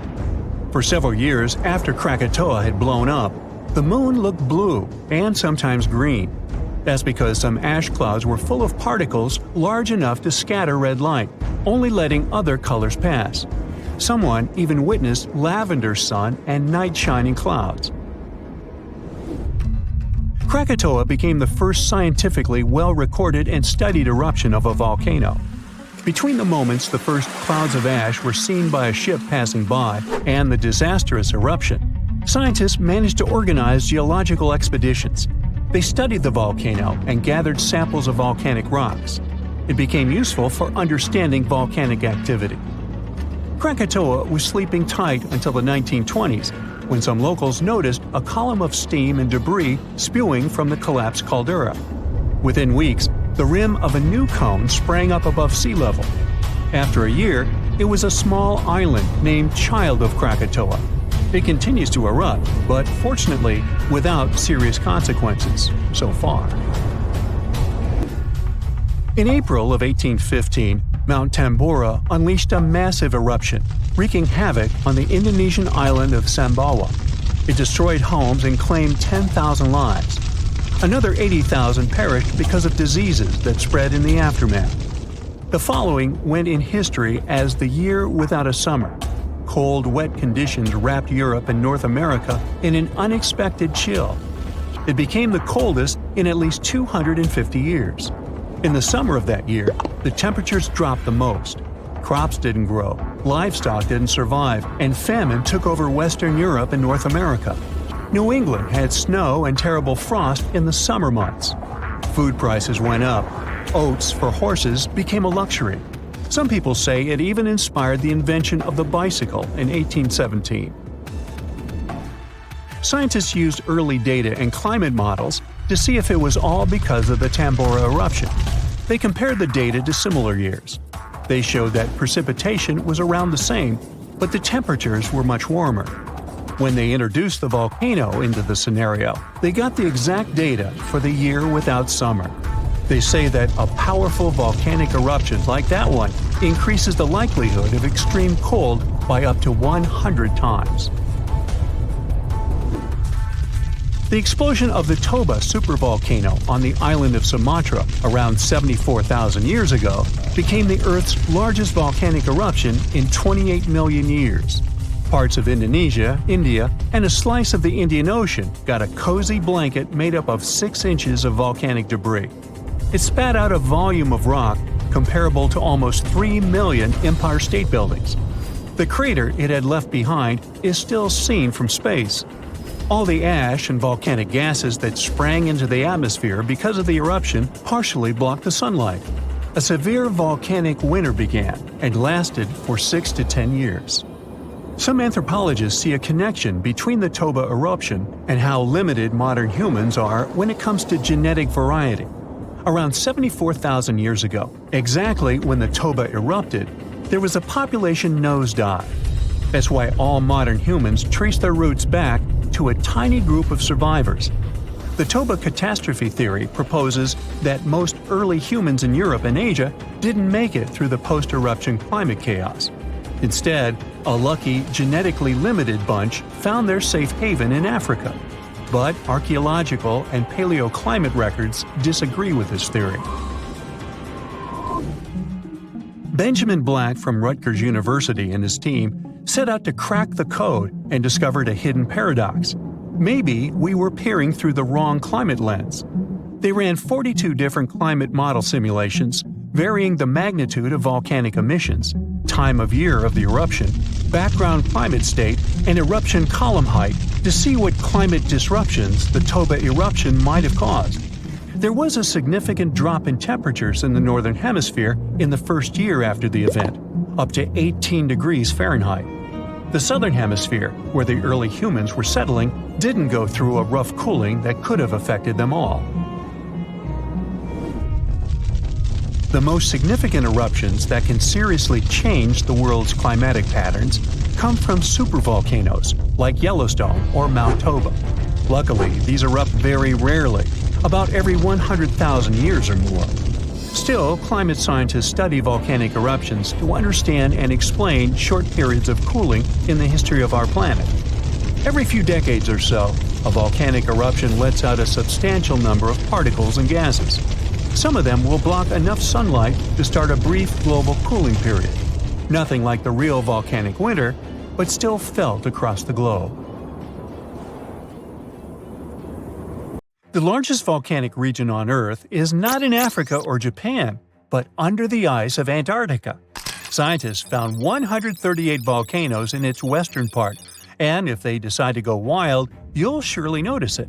They could melt huge amounts of ice that will move into the ocean, raise its level, and make our planet uninhabitable for humans. But before you pack your things to fly away to another planet, hear me out. Only 2 of the Antarctic volcanoes are officially classified as active now. And it would take a whole series of eruptions, decade after decade, to seriously impact the whole world. Mount Erebus, one of the 2 Antarctic volcanoes currently in action, proudly bears the title of the world's southernmost active one. It has been continuously erupting since at least 1972. It emits plumes of gas and steam and sometimes even spews out rocks, and scientists call it Strombolian eruptions. One of the coolest features is a lava lake in one of its summit craters, with molten material on the surface. Such lakes are rather rare because they need certain conditions to make sure the surface never freezes over. The second active volcano is Deception Island, a horseshoe-shaped landmass. It is the caldera of an active volcano that last erupted over 50 years ago. Scientists who monitor it say it shouldn't go wild anytime soon. Antarctica also has plenty of fumaroles. Those are volcanic vents that release gases and vapors into the air. In the right conditions, they can spew out enough stuff to build fumarolic ice towers up to 10 feet tall. Scientists keep an eye on the Antarctic volcanoes with seismometers that detect when the Earth starts trembling from volcanic activity. Sometimes they also use more complicated tech, but it's all really challenging because of how far away this polar region is and how tricky it is to get there. That's why no one can predict when one of the continent's volcanoes that are now sleeping might erupt.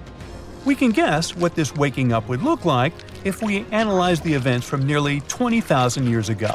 So, shall we? One of Antarctica's sleeping volcanoes, Mount Takahe, had a series of eruptions and spewed out a good amount of halogens rich in ozone back then. Some scientists say these events warmed up the southern hemisphere. Glaciers started to melt and help finish the last ice age. For these events to repeat, we'd need a series of eruptions with substances rich in halogens from one or more volcanoes that are now above the ice. It's an unlikely scenario, but since it already happened in the past, it's not completely impossible. As for volcanoes hiding under a thick layer of ice, it looks like their gases would hardly make it to the atmosphere, but they would be strong enough to melt huge caverns in the base of the ice and produce a serious amount of meltwater. The West Antarctic ice sheet is wet and not frozen to its bed, so this meltwater would work as a lubricant and set the overlying ice into motion soon. The volume of water that even a large volcano would generate in this way is nothing compared to the volume of ice beneath it. So a single eruption wouldn't make a difference.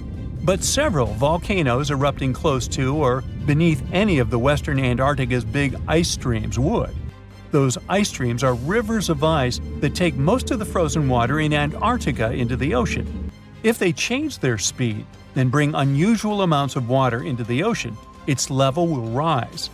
As the ice would get thinner and thinner, there would be more and more new eruptions. Scientists call it a runaway effect. Something like that happened in Iceland. The number of volcanic eruptions went up when glaciers started to recede at the end of the last ice age. So it looks like, for massive changes, several powerful volcanoes above the ice with gases full of halogens need to get active within a few decades of each other and stay strong over many tens to hundreds of years. Antarctica stores around 80% of all the fresh water in the world, and if they melted all of it, global sea levels would rise by almost 200 feet. And then we'd have to look for a new planet to live on. But this again is an unlikely scenario. It's more likely that the eruptions under the ice will lubricate ice streams and seep water into the ocean. But it wouldn't be the end of the world. A super strong, super angry supervolcano could do it though, and it has already happened in the past. Over 200 million years ago, the world went through a major makeover with not one, not two, but 4 massive volcanic eruptions in huge pulses. The supervolcano called Camp had been erupting over and over for 600,000 years. It all happened in Wranggelia, a large chunk of land that used to be a supermassive volcano stretching across what's now British Columbia and Alaska. And it wasn't the lava or the volcanic ash that ruined the environment. The eruption made carbon levels skyrocket. The planet would never be the same again. This volcanic activity might have helped dinosaurs grow from cat-sized critters into giants we saw in Jurassic Park. It kicked off a 2-million-year rainy season. It made the whole world hot and humid, and the dinos just loved it. Researchers dug deep into sediment layers beneath an ancient lake in Asia to uncover these secrets. They found traces of volcanic ash and mercury, clear signs of those epic eruptions. There were carbon signatures showing huge spikes in carbon dioxide levels. It made the atmosphere toasty, and the rain poured down. So the bad news is, another eruption like this could happen. The supervolcano beneath Yellowstone National Park has been sleeping for nearly 70,000 years. But if it wakes up, it would be many times more catastrophic than the eruption of Mount St. Helens in 1980. It's considered the most disastrous volcanic eruption in U.S. history. It followed 2 months of earthquakes and injection of magma below the volcano that weakened and destroyed the entire north face of the mountain. The eruption column went 80,000 feet into the atmosphere and spread ash over 11 U.S. states and several Canadian provinces. The last Yellowstone eruption was 1,000 times greater than that. The ground above Yellowstone sits on a hotspot made of molten and semi-molten rock called magma. This magma stuff flows into a chamber beneath the park, about 4 to 6 miles down, making the ground puff up like a balloon. But then, as it cools down, the ground goes back to its usual state. Volcano watchers have been keeping an eye on this for a century. They noticed the ground lift up about 10 inches around 20 years ago, but since 2010, it's been going back down. The experts say we have no big eruptions on the horizon, so doomsday isn't coming anytime soon. But there's some underground activity going on lately which keeps us interested. Since humans haven't been around to witness every little thing Yellowstone does, it's kind of tough to say for sure what's brewing down there. Yellowstone has had some epic eruptions within the last couple million years. They happen like clockwork, with gaps of 600,000 to 800,000 years between them. The last big one was around 640,000 years ago, and it basically reshaped the entire landscape, spreading ash and debris as far as Louisiana. You can still see the aftermath of the last big eruption in the Yellowstone caldera today. Experts say a massive eruption like the last one is an unlikely scenario. We're more likely to see eruptions of steam and hot water or lava flows. When and with what force it will wake up remains a mystery to scientists. If you've ever been to Yellowstone National Park, you were probably mesmerized by its geysers, which spew superheated water and steam high into the air. But an even more intriguing thing actually hides underground. I'm talking about that underfoot plumbing system that makes those grand eruptions possible. About that, there's good news. Recently, researchers have succeeded in mapping the national park's hydrothermal plumbing system with the help of a giant flying magnet. As a result, scientists have managed to document all these features in stunning detail. The thing is, Yellowstone houses the world's largest hydrothermal system. It contains over 10,000 features, like geysers, mud pots, hot springs, and steam vents. They're fed by a network of underground water pathways. Those get overheated by magma flowing underground. It causes the water to rise to the surface. Now, no one actually knows much about the workings of this system, but the newly created maps might finally shed light on it. Experts explain that their knowledge of Yellowstone has a subsurface gap. That's why it's often called a mystery sandwich. Scientists know quite a lot about the features on the surface because they can observe them directly. And they know what's going on in the magmatic and tectonic system several miles below the surface. But they haven't figured out what's happening in the middle yet. So, I must tell you about that giant flying magnet used for research. It's known as SkyTem. It was attached to a helicopter and flown over Yellowstone several hundred times, scanning the ground below. The magnet is made up of an 82-foot-wide charged wire loop. Its main task is to generate a strong electromagnetic field. And since different kinds of material, like water or rock, respond to this field differently, scientists managed to create a few subsurface maps for the first time ever. The mapping technique also allowed the researchers to differentiate between magma and bedrock, since they have a bit different magnetic properties. And the team got a chance to see how the magma and water interact and create those mind-blowing geological features on the surface. The team got high-resolution maps to a depth of around 500 and 2,300 feet, and low-resolution maps showing what's going on at a depth of up to 1.5 miles. At the same time, the researchers think that the hydrothermal system itself may stretch as far as 3 miles below the surface. If they're right, it means they've only mapped the top half of Yellowstone's plumbing system. Anyway, remember how I said that scientists know pretty much about the bottom part of the Yellowstone sandwich? They have such a good idea about the tectonic plates and deep fault lines because the park's frequent earthquakes provide them with a lot of opportunities to study different phenomena. In July 2021, for example, more than 1,000 earthquakes rocked the area. These days, the team of researchers knows much more about some famous features, like the Old Faithful Geyser or the Grand Prismatic Spring. They've also found out that individual hydrothermal features on the surface can actually be connected to others, which can be as far as 6 miles away from them. Another interesting discovery is that even though Yellowstone geysers and hot springs vary in size, shape, color, volatility, and chemical composition, they are mostly fed by very similar underground sources. That means that the difference between the features appears closer to the surface. Now, I'm sure you've seen the iconic image of Yellowstone with a large rainbow-colored spring, fiery orange at its edges. So what makes these hot springs so colorful? Surprisingly, these awesome hues come from microscopic creatures. The temperatures in the springs are so high they can easily and quickly cook you. Plus, the water there is super acidic, like the liquid in a car battery.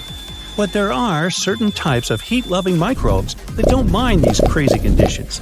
You can even say they're thriving there.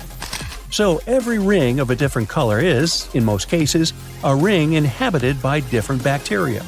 And each species is adapted to a particular temperature or pH level, which measures how acidic this or that environment is. For example, take the Grand Prismatic Spring, yes, the iconic one. Its rainbow hues likely hint at the diversity of microbes living there. So, starting from the center of the hot spring, you can see a beautiful aquamarine color there. That's where the water temperature is the highest, reaching 189 degrees Fahrenheit, because this area is right over the underground water source. The water there is too hot even for microbes. That's why what you see is mostly clear water. As for the reason for its blue color, it's the same as why the sky is blue. Sunlight hits the surface of the water and the light scatters, but the blue light scatters the most, getting reflected back to your eyes. Now, the next ring of color is yellow, all thanks to certain cyanobacteria. The temperature in this yellow ring reaches 165 degrees Fahrenheit. If the conditions in the hot spring were a bit different, these bacteria would create a blue-green hue, thanks to a green pigment called chlorophyll. But since the sunlight hitting the spring is too intense, the bacteria start producing another type of pigment. It's called carotenoids. And guess what? It acts as a sunscreen for the bacteria. And since this pigment is orange, the normally green bacteria get a yellowish hue. And finally, we've got that bright orange color closer to the edges of the prismatic spring. It's a bit cooler there, around 149 degrees Fahrenheit. In this part of the spring, you can find several types of bacteria. They all produce substances that give the spring this bright orange color. And finally, right at the edges of the spring, the temperature is cooler, around 131 degrees, and a greater variety of microbes can survive there. All of them combined give the edges of the spring that red-brown hue. But scientists believe that people and their activity may have influenced the colors of Yellowstone's hydrothermal features. For example, in the past, the temperatures in the Morning Glory Pool used to be much higher than they are today. That's why its color was a deep blue. But trash has started to accumulate in the pool, and some of it clogged the vent. This caused the temperatures to drop, which led to microbial growth. As a result, that pretty blue color turned into orange-yellow. As for Yellowstone's geysers, the most famous one is called Old Faithful. It got this name at the end of the 19th century because of how regular its eruptions were. This geyser is more active than the others, erupting about 20 times a day. Each of these magnificent events lasts from 1 to 5 minutes, and the fountain of steaming water can reach a height of 180 feet. Now, while talking about Yellowstone National Park, we can't but mention Yellowstone supervolcano, right? Supervolcanoes appear when huge volumes of magma are trying to escape from deep underground. Eventually, they burst through Earth's surface. Sometimes all this magma gets stuck, unable to break through the planet's crust. And then, massive pools of pressurized magma gather at a depth of several miles. The pressure keeps growing because more and more magma is trying to get to the surface. At one point, a super eruption goes off. You don't necessarily want to be around for that. Over the past 50 years, the Yellowstone caldera has risen almost 3 feet. It shouldn't alarm you, though. Experts are sure it's a natural behavior for Yellowstone. Periods of dome-shaped uplift are followed by the caldera lowering. Scientists think the supervolcano doesn't present any danger at the moment. For an eruption to happen, the magma inside has to be at least 50% molten. With Yellowstone, this number is just 5 to 15%. Even better, a recent study made the researchers believe the hotspot might be in a state of decline right now, even despite all the breathing and dome-raising activity. There have been at least 3 other super eruptions in the history of Yellowstone volcano. They happened 2.1 million, 1.3 million, and 640,000 years ago, long before video. The most recent super eruption was dubbed the Lava Creek eruption. It formed the Yellowstone caldera after spilling out 240 cubic miles of rock, dust, and volcanic ash. No thanks, I'll pass. Phew, you could finally send that last report for the day and breathe out. The weekend is around the corner. But just when you're about to hit send, you're alarmed by the low rumbling under your desk. Is it the light rail passing by? Unfortunately, that's not the case. It's a volcano speaking. What, here? In Arizona? That's right, the ground keeps shifting under Arizona, reminding us that Earth is alive. No panic though. Let's arm ourselves with some context. 20 American states have extinct, active, and dormant, currently sleeping, volcanoes. Among such states, you can find California, New Mexico, Nevada, Utah, and Colorado. On the bright side, Arizona's volcanoes are dormant at the moment, but it doesn't mean they won't go off in the near or not so near future. Now, how about traveling to Arizona to check the traces of its active volcanic past? They dot the desert landscapes of this state like spots dot a Dalmatian. There are entire volcanic fields southwest of Phoenix, east of Douglas, near Flagstaff, north of Kingman, and near the Mexico border. The most worrying thing about these fields is that even though they're not active at the moment, eruptions in this region might happen every 1,000 years or so. Well, the time seems to be up. The last powerful and destructive volcanic eruption occurred around 1,000 years ago at the Sunset Crater. Oh, this place is worth paying more attention to. And we will, but a bit later. First, we have to talk about hotspots. No, not that place where you can surf the web. In our volcanic context, a hotspot is a place where insane amounts of heat melt the overlying crust, Earth's thin outer layer, and form volcanoes. This heat rises from the mantle, which is located between our planet's dense, superheated core and the crust. Want to see an example of this type of volcanism? Welcome to the Hawaiian Islands. The Big Island has its active volcanoes because, at the moment, it's situated on top of the Hawaiian hotspot. The older Hawaiian Islands were once there too, but later they drifted off towards the northwest. It happened because that's where the oceanic crust on top of which they sat, namely the Pacific Plate, moved. Now, look at the world's ocean basins. Yes, they're literally dotted with islands that sit on top of hotspots, like Hawaii, Iceland, Samoa, the Galapagos, Those are probably the most famous examples. But don't think that continents can't host hotspots. They can, but those are far less common. One of the most famous continental hotspots is, I bet you know it.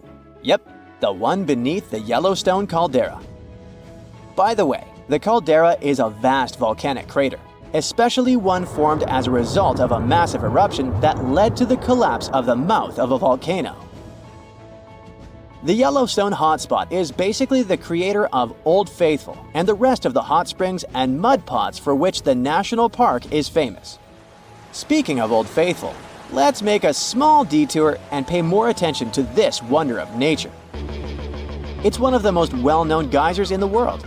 People have been coming from all over the globe to see it for more than a century. The cool thing about this geyser is that the likes of it can only form under very specific conditions. That's why they're pretty rare. Magma under the surface superheats pockets of underground water. The pressure there keeps growing until it eventually pushes the water upward with immense strength. A certain volcanic rock with a high silica content lines the tunnel through which this water escapes. Basically, it creates a unique pipe that can withstand unbelievable pressure and heat created by the water erupting above the ground. Old Faithful was the very first named geyser in Yellowstone. If you come to visit it expecting the thing to erupt every hour on the hour, you're gonna be disappointed. On average, Old Faithful erupts every 91 minutes or so, which isn't that bad either. Plus, you can download a special app which will provide you with the approximate time of the next eruption. But be very careful while visiting and stay away from the site. The water erupting from the powerful geyser reaches 204 degrees Fahrenheit. The steam is even more scorching, up to 350 degrees Fahrenheit. It's hot enough to bake a cake. But let's get back to our volcanic hotspots. Scientists still don't clearly understand why there aren't many hotspot volcanoes on continental crust. One reason might be that the continental crust is much thicker than the oceanic crust, which is about 4 times as thick on average. Another reason could be that most of Earth's crust, about 2/3 of it, is oceanic.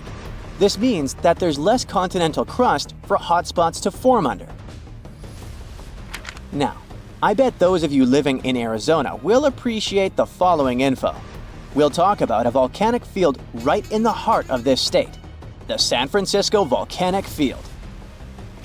That's a massive area filled with over 600 volcanoes.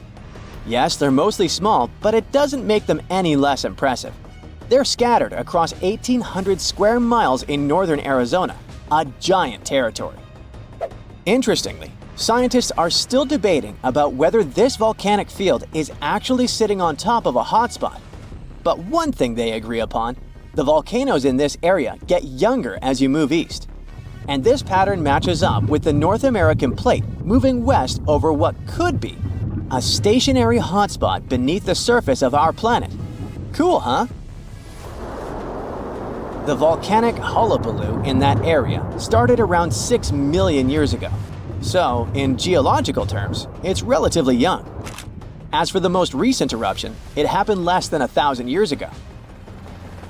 The Sunset Crater, which I mentioned before, the one near Flagstaff, is the most famous vent from that eruption. The Sinagua people had to leave their homes at Wupatki Pueblo because of the eruption. That site is now part of the Wupatki National Monument. There, you can see how people lived in this volcanic region many years ago. If you go to explore this area, you'll notice that most of the volcanoes there are basalt cinder cones, small and steep. The Colorado Plateau has quite dry weather conditions. That's why the volcanoes haven't worn down much.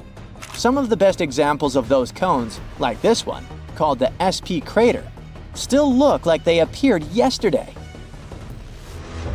But look around. It's not just cinder cones. The San Francisco Volcanic Field also has a stratovolcano, as well as some lava domes that formed from volcanic rocks with more silica than basalt you can find in places like Hawaii. It means they're thicker and don't flow as easily. Anyway, The stratovolcano is going to be one of the most epic sights you'll come across while exploring this volcanic field. Well, not the stratovolcano itself, but the San Francisco peaks, the remains of that giant formation. They stand tall at more than 12,600 feet. That's 4.5 Burj Khalifas placed on top of one another. It makes the peaks some of the biggest landmarks in northern Arizona. They're not only stunning, but also sacred to the Native American people who have lived in the area for many generations. Now, unlike those super active volcanoes in Hawaii, the San Francisco volcanic field takes its time, thousands of years between eruptions. But you shouldn't relax just yet. Geologists say another eruption is likely to happen one day. It will probably occur in the remote eastern part of the field, away from big towns. Phew! And if that next eruption is anything like the one that formed Sunset Crater, it would be quite the show. Lava fountains and rivers of lava flowing. At the same time, the next eruption might not happen for centuries, maybe even millennia. Until then, the San Francisco volcanic field will remain a hidden gem of volcanic history, waiting for its next fiery performance.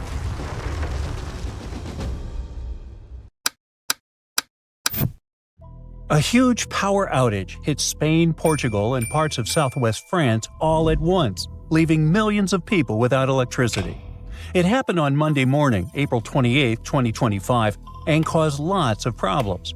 Airports couldn't function, trains stopped in places like Lisbon and Madrid, and some hospitals had to cancel surgeries because they had no power. Everything just came to a stop. No one is sure yet what caused the blackout, but the company in charge of Portugal's electricity said it might have been something strange called induced atmospheric vibration. That's a rare and weird thing that can happen in the sky and might mess with power systems. It occurs when substantial changes in temperature and wind mess with giant power lines, making them wiggle and shake in strange ways.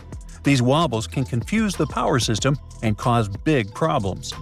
So, REN, the company that runs Portugal's electricity, first said that those weird wobbles might be the reason everything went dark. But later, they said that was not really what happened. According to REN, the real reason for the blackout was a huge voltage change, like a power surge, in Spain's power grid. At that moment, Portugal was using electricity from Spain. When that enormous power fluctuation hit, it triggered automatic safety systems in Portugal. Those systems shut everything down to protect power plants. Sadly, it also caused a nationwide blackout. During extreme weather in Spain, the air temperature changes fast, and that makes immense power lines stretch or shrink like rubber bands. That changes how tight they are and how they move in the wind, which can mess with both their physical balance and the electricity flowing through them, making the entire system unstable. Some experts say that if things get bad enough, this can even break power lines, cause short circuits, or even damage the towers holding up the lines. That's why safety systems are always in place. They're supposed to shut parts of the grid down automatically to stop bigger disasters. During the blackout, something like a domino effect happened. When parts of the power grid shut down, it made other parts unstable too. Some of the big electricity generators couldn't handle the chaos and had to disconnect. And when you suddenly lose those big generators, the power system can't keep up.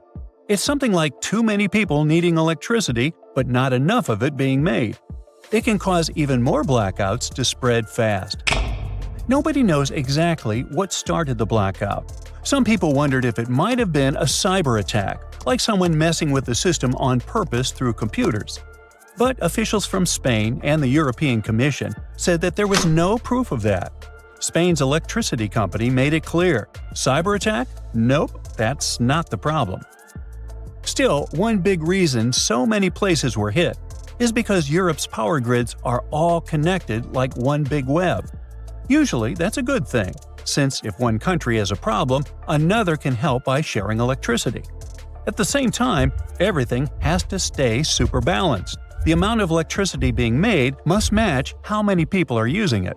If even one part gets knocked out, it can mess things up for other parts nearby, especially if they were depending on it. In other words, when something big goes wrong, It can travel through that web and cause problems in lots of countries at once, just like what happened in this case. And it's not the first time this kind of thing has happened. Back in 2003, most of Italy had no power for 12 hours because of a problem with an electricity line connected to Switzerland. In 2006, overloading of lines coupled with low temperatures caused too much power to surge through Germany's grid, which ended up knocking out power in many parts of Europe. Anyway, speaking of the recent blackout, by Tuesday morning, things started getting better. Most of the lights came back on across the Iberian Peninsula. That's Portugal and Spain. All of Portugal had power again, and 99% of Spain did too. Now, the people in charge are trying to figure out exactly what went wrong and how to make sure it never happens again. So yeah, power grids are awesome when they work. When things go wrong, they can go really wrong. Now, let's travel back into the past, to the year 2012. Long time ago, huh? That's when India had one of the biggest blackouts in history. More than 600 million people lost electricity. It's like half the country or the entire population of Europe. This huge mess happened when 3 enormous power grids all broke down at once. Yep, those very grids that move electricity around. So when they fail, the lights go out everywhere. Because of this, entire cities just stopped working. Trains couldn't move, water pumps stopped, traffic lights went dark, and people were stuck all over the place. In Delhi, the capital city, the metro shut down, and passengers had to be helped off the trains. Without traffic lights, the roads turned into giant traffic jams. The blackout hit 20 of India's 28 states, including big ones like Punjab, Haryana, Uttar Pradesh, Rajasthan, and West Bengal. In West Bengal, around 200 miners got stuck underground because the elevator stopped working. Luckily, they were all rescued safely. Engineers worked all night to fix things, and by the next day, they managed to get the power back on for all 3 grids. In India, smaller power cuts happen a lot, especially in cities. That's because the country doesn't make enough electricity for everyone, and the equipment they use is pretty old.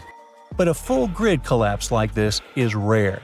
Before this, it happened in northern India back in 2001, so when it happened again in 2012, and across 3 grids no less, it was very important. Everything just shut down, and it showed how much the system needed fixing. But blackouts like these happened in Europe before too. Back in 2006, something weird happened because people in Germany got cold. It was a chilly Saturday night, and families in northern Germany turned on their heaters all at once.